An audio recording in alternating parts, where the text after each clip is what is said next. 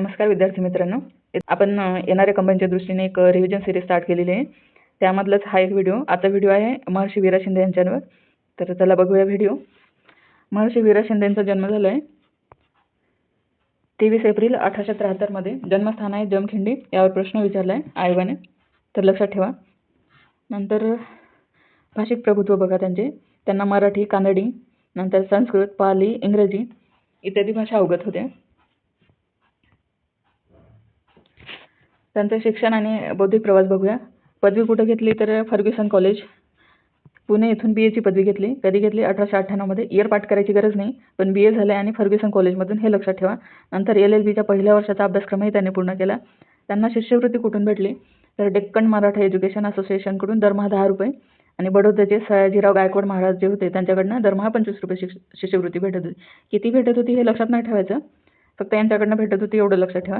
बौद्धिक प्रभाव कुणाचा आहे तर जॉन स्टुअर्ट मिल यांचा प्रभाव आहे. यांचे कोणते बुक्स आहे हे लक्षात ठेवायची गरज नाही, फक्त जॉन स्टुअर्ट मिल यांचा प्रभाव आहे हे लक्षात ठेवा. गुरुस्थानी महात्मा फुले यांना ते गुरुस्थानी मानत. नंतर प्रार्थना समाज व परदेशात उच्च शिक्षण. 1898 मध्ये ते प्रार्थना समाजाकडे आकृष्ट झाले होते. 1901 ते 1903 मध्ये प्रार्थना समाज आणि ब्राह्मो समाजाच्या सहाय्याने इंग्लंडमधील मँचेस्टर कॉलेजात ते शिक्षणासाठी गेले. त्यांचा अभ्यासाचा विषय काय होता? तौलनिक धर्म, पाली भाषा आणि बौद्ध धर्म यांचा 2 वर्ष त्यांनी अभ्यास केला आहे. नंतर प्रबंध. हॉलंडच्या धार्मिक परिषदेत हिंदुस्थानातील उदार धर्म हा त्यांनी प्रबंध सादर केला होता. यावर प्रश्न विचारण्यात आलेला आहे. नंतर 1903-1910 मध्ये भारतात परतल्यावर त्यांनी प्रार्थना समाजाचे कार्य सुरू केले परत. नंतर एकेश्वरवादी तत्त्वज्ञानाचा प्रचार केला आहे. 1910 मध्ये प्रार्थना समाजाशी असलेले त्यांनी सगळे संबंध संपवले. नंतर समाजकार्याची सुरुवात आणि एक शास्त्रशुद्ध अभ्यासक म्हणून त्यांची बघूया आपण. भारतातील पहिले शास्त्रज्ञ अभ्यासक होते ते. समाजशास्त्र, अस्पृश्यता आणि इतर सामाजिक समस्यांचा शास्त्रशुद्ध रीतीने अभ्यास करणारे पहिले क्रियाशील अभ्यासक त्यांना मानले जाते. 1905 मध्ये त्यांनी पुण्याला अस्पृश्य मुलींसाठी रात्रशाळा सुरू केली होती, हे लक्षात ठेवा. पुण्यातील वसंत व्याख्यानमालेत गुन्हेगार जातीची सुधारणा या विषयावर त्यांनी चर्चासत्र चालवले. कधी तर 1906 मध्ये. पूरक कार्य. डॉक्टर आंबेडकरांच्या कार्याला त्यांनी अनुकूल पार्श्वभूमी तयार होईल असे पूरक कार्य केलेले.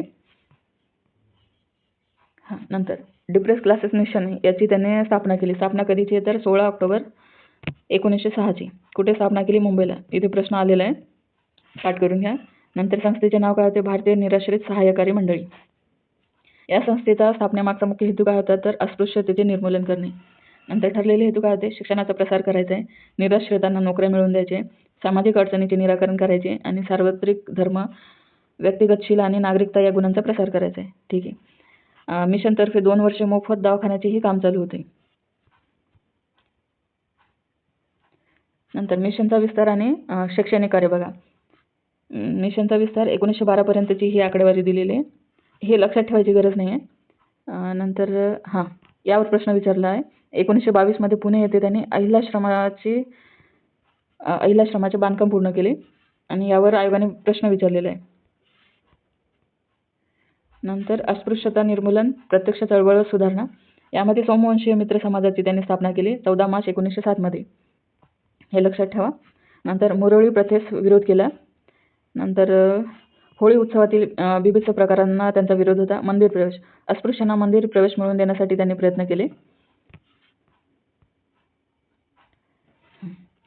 नंतर 1917चं जे कलकत्ता अधिवेशन होतं इंडियन नॅशनल काँग्रेसचं, त्यामध्ये यांनी सहभाग घेतलेला आहे. अध्यक्ष कोण? अधिवेशनाच्या पहिल्या महिला अध्यक्ष होत्या ॲनी बेझंट. नंतर अस्पृश्यता पाळू नये असा ठराव पास करून घेण्यामागे वीरा शिंदे यांचे महत्त्वाचे योगदान होते. नंतर स्वातंत्र्य लढा. एक सत्याग्रही म्हणून स्वातंत्र्य लढ्यात ते सहभागी झालेले होते. अखिल भारतीय परिषद व संघटन. त्यांनी 1917 मध्ये अखिल भारतीय निराश्रित अस्पृश्यता निवारक संघ स्थापन केला. 1920 नागपूरमध्ये अखिल भारतीय अस्पृश्यता निवारण परिषद बोलवली. ही परिषद इम्पॉर्टंट आहे, लक्षात ठेवा. नंतर इतर परिषदा नाही, हे लक्षात नाही. शेतकरी संघटना बघा. त्यांनी शेतकऱ्यांच्या समस्या अभ्यासल्या आणि त्यांच्या संघटनासाठीही प्रयत्न केले. नंतर आता ग्रंथसंपदा बघूया. ग्रंथसंपदेमध्ये अनटचेबल इंडिया, भारतीय अस्पृश्यतेचा प्रश्न, माझ्या आठवणी, अनुभव, हे जे आत्मचरित्र आहे यावर प्रश्न विचारण्यात आलेले आहे. नंतर भारतीय अस्पृश्यतेचा प्रश्न, यावरही प्रश्न आलेला आहे. लेखांवर काही प्रश्न नाही आहे. मराठी भाषिक व कानडी भाषिक संबंध आणि भागवत धर्माचा विकास, इथे प्रश्न नाही आलेला.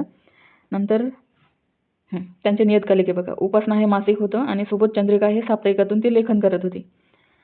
1934च्या बडोदा येथील मराठी साहित्य संमेलनाचे ते अध्यक्ष होते. हेही लक्षात ठेवा. आता त्यांनी स्थापन केलेल्या प्रमुख संघटना बघूया. पहिली तर होती डिप्रेस्ड क्लासेस मिशन 1906ची, याची डेटही लक्षात ठेवायची. नंतर सोमवंशी मित्र समाज 1907, अखिल भारतीय निराश्रित अस्पृश्यता निवारक संघ 1917, अहिल्याश्रम 1922, नंतर राष्ट्रीय मराठा संघ, समता सैनिक दल आणि बहुजन समाज पक्ष.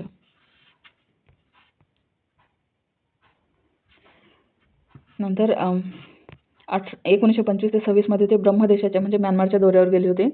त्यांचं निधन झालंय 2 जानेवारी 1944 रोजी. ते एक थोर समाजसुधारक होते. अस्पृश्य उद्धारासाठी त्यांनी आयुष्यभर काम केले.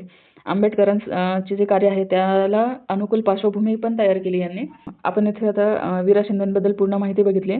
तर इथे काय लक्षात ठेवायचे, त्यांचं आत्मवृत्त, नंतर त्यांचं जन्मस्थान आणि त्यांच्या साहित्य संपदा. हे सोडून त्यांनी स्थापन केलेले डिप्रेस्ड क्लासेस मिशन आणि इतर ज्या 1-2 संस्था आहेत त्या. चला तर मग इथेच व्हिडिओ संपवू. थँक्यू.